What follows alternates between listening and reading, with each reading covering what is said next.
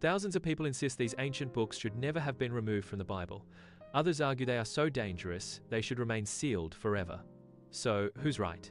Before I give you my answer to this very controversial question, let's investigate each of these forbidden texts one by one. Because among them is one book mentioned inside the Bible itself, yet mysteriously missing from every Bible today. And by the end of this video, you'll not only know what it is, you'll understand why it vanished. Let's begin with one of the strangest, the Gospel of Thomas. The Gospel of Thomas. The childhood of Jesus rewritten, the childhood of Jesus is mostly a mystery. In the official Gospels, we only get a few brief scenes from the book of Luke. But the Gospel of Thomas fills in those gaps with shocking stories. According to this text, young Jesus wasn't just performing miracles, he had a dangerous temper. This book portrays a very different image from the loving, patient Jesus described in Matthew, Mark, Luke, and John. In one disturbing scene, a child insults Jesus. Jesus looks at him and declares, "You will no longer walk on your feet." And the child collapses, dead. Later, Jesus feels compassion and resurrects him. Another child bumps into Jesus, and Jesus curses him, turning him into stone. These stories clash violently with the gentle, humble Savior of the Bible. So early Christians quickly rejected the Gospel of Thomas as a fictional, heretical tale. It was banned and eventually forgotten. Now, on to the next forbidden text. The Testament of the 12 Patriarchs. This book claims to record the final words of Jacob's 12 sons. Each patriarch warns future generations about specific sins. Reuben speaks about lust, Simeon about hatred, Levi about pride, and so on. But here's the twist. The text contains passages that appear to predict the coming of a Messiah. A king will come from your line, his reign will have no end. Sounds like Jesus, right? Many scholars believe Christians later edited the text to make it look like a prophecy about Christ. If so, someone may have tried to rewrite history. Because of its uncertain origins, the early church completely discarded it. But if you think that's controversial, it gets deeper. The Book of Jubilees. A new calendar, a new history. The Book of Jubilees retells the stories of Genesis from creation to Abraham, but with surprising detail. According to this book, Moses didn't just receive the Ten Commandments, he also received the entire history of the world. But the most shocking part is not the history, it's the calendar. Jubilees insists the year should have 364 days. Not 365, not 366. And anyone who changes this calendar, the book says, corrupts all sacred festivals. If this were true, it would mean our holidays and even our birthdays are miscalculated. Because of these radical claims, the book was rejected as too extreme and too different from Jewish tradition. Who decided what went into the Bible? Most people assume the Bible has always existed exactly as we have it today. But for centuries, church leaders debated which writings were truly inspired by God. By the 4th century, nearly 300 years after Jesus, the biblical canon was finalized. To be accepted, a book had to meet 3 tests. 1. Apostolic or prophetic authority. 2. Correct doctrine. 3.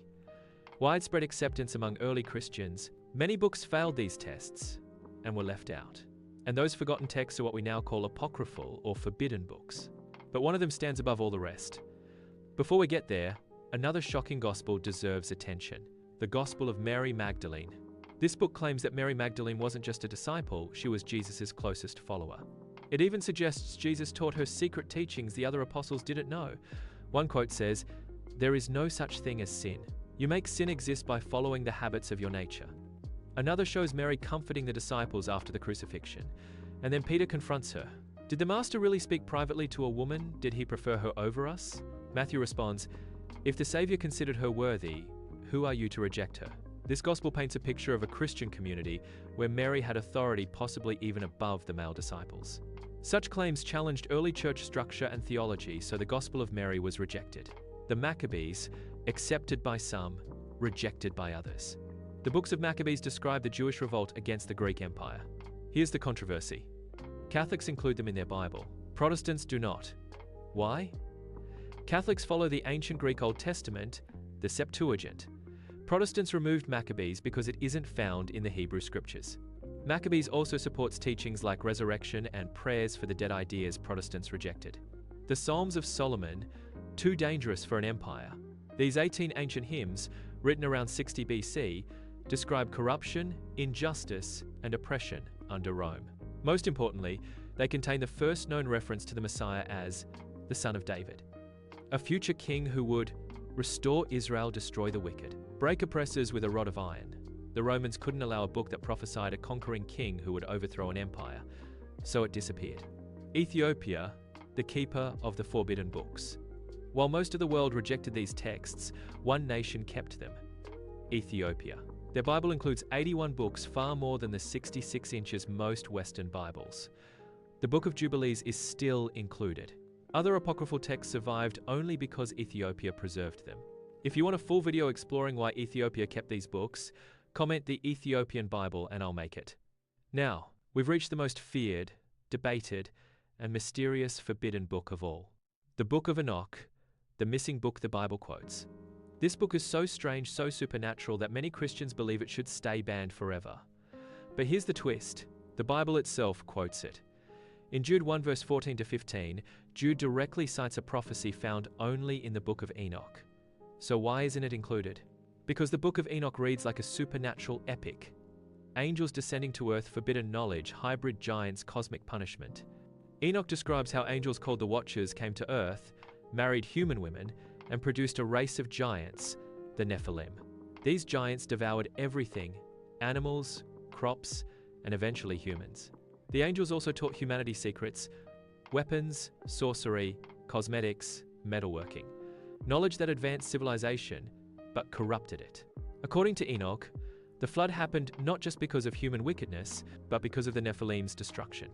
No wonder early Christians found this book too bizarre, too dangerous, and too supernatural to include.